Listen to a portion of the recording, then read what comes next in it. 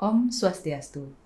Halo sahabat religi, kembali lagi di Surya Podcast, Suluhan Rohani dan Layanan, Melaju Maju Umat Rukun Indonesia Maju, bersama saya Morina dari Kantor Kementerian Agama Kabupaten Gianyar.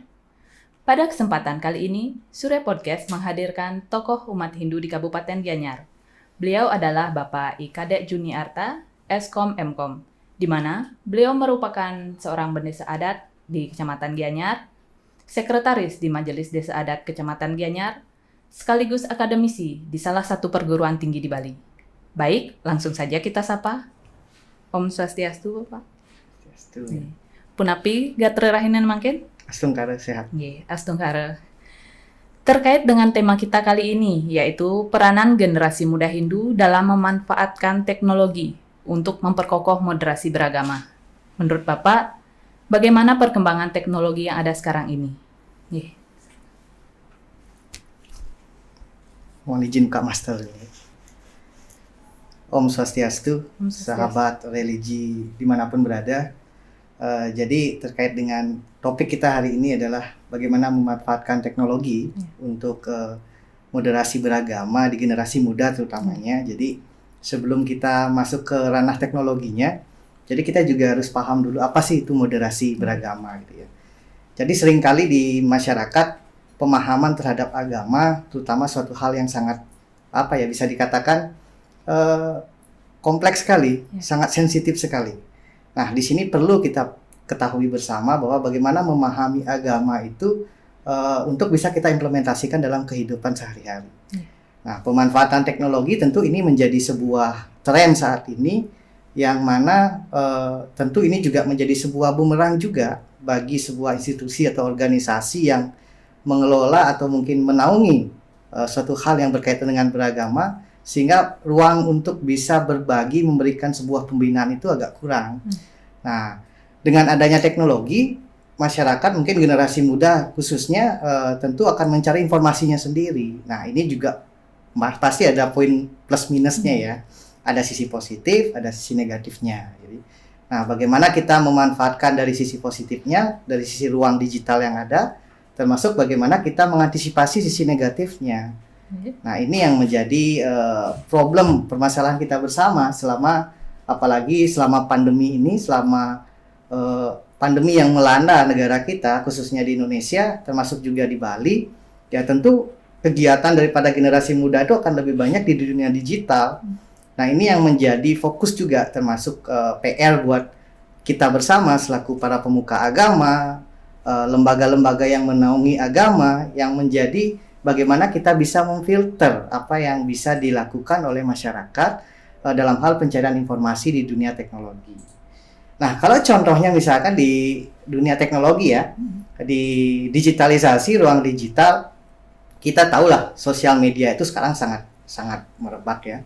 Masyarakat juga mencari informasinya itu tanpa memfilter kebenaran daripada informasi. Jadi seringkali berita-berita yang didapatkan, informasi-informasi yang didapatkan sumbernya nggak jelas. Nah, ini juga bagian daripada sisi negatif dari pemanfaatan teknologi karena kurangnya literasi digital. Nah, ini kan juga digaungkan oleh Kementerian Pendidikan ya. Bagaimana literasi digital itu sekarang lebih digalakkan karena apa? Informasi yang didapatkan di dunia teknologi ya, di dunia digital, di ruang digital itu tidak serta-merta itu benar adanya, benar semuanya. Nah, di sini juga peran daripada lembaga yang menaungi di bidang keagamaan juga keterbatasan juga. Kenapa demikian? Karena yang selama ini para pembina-pembina itu kan turun ke lapangan. Nah, situasi pandemi ini kan jarang ya, karena apa? Situasi yang menyebabkan, kondisi yang menyebabkan, sehingga masyarakat itu lebih mencari informasi itu tanpa ada batasan. Nah, semua dianggap benar.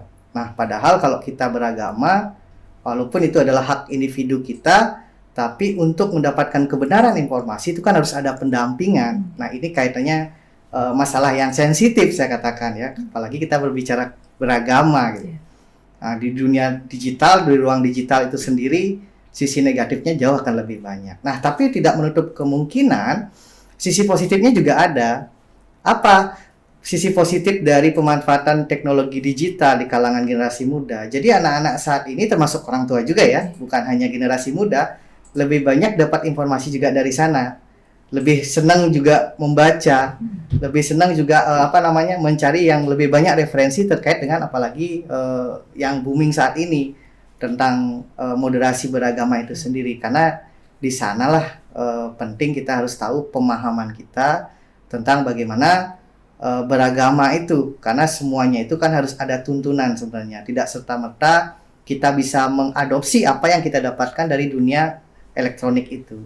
Nah, ini yang menjadi sisi baik dan sisi buruknya. Nah, kadangkala juga mungkin sahabat religi juga dimanapun berada pasti sudah mungkin detik ini juga sedang lagi cari-cari informasi nih, ya, cari-cari informasi. Sekarang nih lagi pada ngapain sih, apalagi di Bali ya, yang notabene kegiatan adat seni budayanya itu kalau sebelum masa pandemi sangat padat sekali, bukan hanya hitungan bulan, mingguan, bahkan harian. Nah, sampai tidak ada jeda untuk itu. Nah, ini juga menjadi bahan juga buat generasi muda memahami adat seni budayanya dengan memanfaatkan teknologi itu. Nah, tapi harapan kita juga bagaimana nantinya teknologi-teknologi yang dimanfaatkan untuk menyampaikan sebuah informasi, apalagi terkait dengan agama, terkait dengan adat seni budaya, itu tidak menimbulkan suatu masalah karena kurangnya daripada referensi yang didapatkan. Nah, ini juga menjadi PR ya, PR kita semua untuk bisa memfilter itu.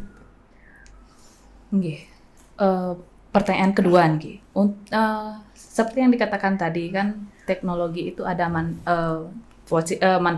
manfaat positif dan negatif. Kemudian untuk generasi sekarang ini, bagaimana sih sebenarnya cara memanfaatkan teknologi tersebut agar kita memfilternya lah, berita hoak yang sedikit dan tidak hanya sebatas mengakses untuk dunia hiburan saja. Ada sisi untuk pengetahuannya ya. juga. Baik, jadi kalau bagaimana sebenarnya generasi muda saat ini seharusnya bijak ya, bijak menggunakan teknologi ya, terutama khususnya untuk teknologi yang sehat gitu ya.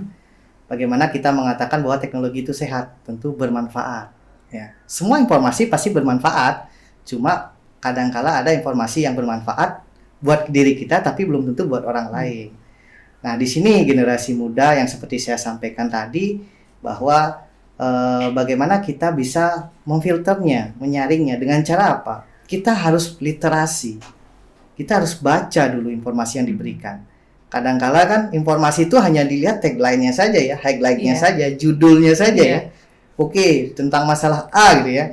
Jadi judulnya itu sudah dicap dulu. Menggiring opini masyarakat, menggiring opini anak muda, apalagi anak muda sekarang bisa dikatakan semangatnya ya, semangatnya luar biasa. Kalau sudah condong agak ke menyudutkan satu hal saja, langsung main share aja, main bagi aja tanpa melihat isinya dulu. Nah, ini juga perlu menjadi poin sebenarnya, bagaimana generasi muda lebih selektif lah ya, dalam mencari informasi, apalagi di dunia sosial media. Karena apa? Apa yang saya sampaikan tadi, informasi itu tanpa ada referensi yang jelas, ya. Lain halnya misalkan memang dari Kementerian Agama atau dari kementerian terkait yang mengeluarkan informasi itu, jadi validitas daripada informasi itu bisa betul-betul dapat dipertanggungjawabkan, dipercaya lah ya. Nah, ini juga menjadi poin sebenarnya buat generasi muda. Nah, di samping itu selain membagi informasi terkait dengan hal itu, pemanfaatan teknologi di generasi muda kan banyak hal ya yang bisa dilakukan, apalagi di musim pandemi sekarang ya. Semua sudah bergeser ke dunia media sosial, penjualan ya kan, termasuk juga berbagi informasi, mencari informasi, itu semua sudah bergeser ke ruang digital. Nah, bagaimana sekarang generasi muda kita bisa memanfaatkan itu dengan sebaik-baiknya ya. Kan banyak nih sekarang ada yang jualan gitu ya di ruang publik tanpa harus sewa tempat, tapi bisa menghasilkan. Nah, itu juga bagian daripada strategi buat anak muda untuk bisa berkreativitas ya, apalagi generasi muda Hindu ya, yang notabene aktivitasnya itu banyak bisa dilakukan di media sosial, termasuk juga apa yang dilakukan oleh Kementerian Agama saat ini kan bagian daripada penyampaian informasi.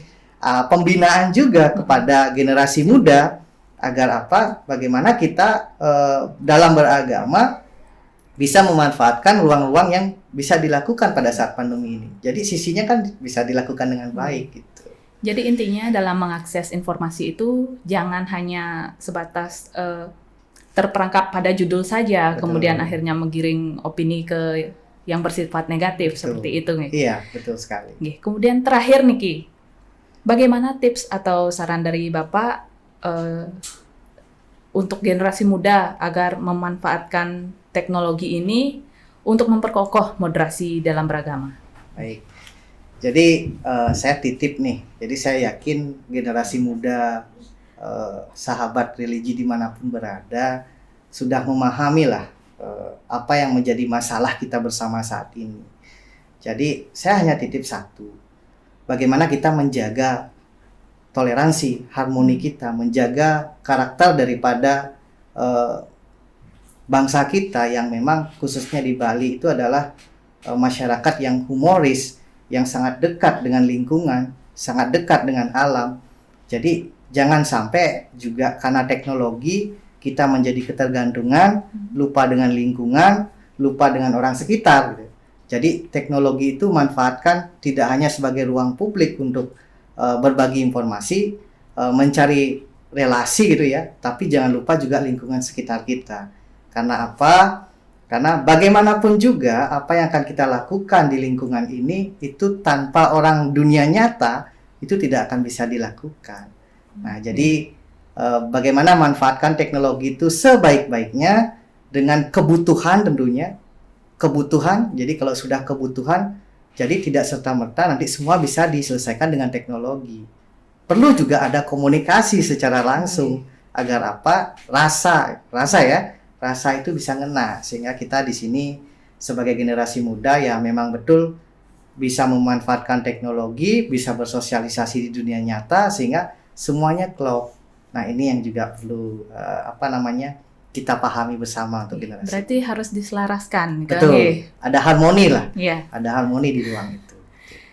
Terima kasih hari ini sudah mau berbagi Baik. di Surya Podcast. Semoga di lain kesempatan kita dapat bertemu lagi dengan tema yang berbeda. Baiklah sahabat religi, demikian tadi perbincangan kita dengan Bapak Ikadek Juniarta Eskom Mkom. Semoga apa yang beliau sampaikan dapat bermanfaat bagi kita semua. Akhir kata, saya meminta maaf apabila ada salah kata dan ingat untuk selalu mematuhi protokol kesehatan 5M dan 1D. Saya akhiri dengan Parama Santi. Om Santi Santi Santi Om.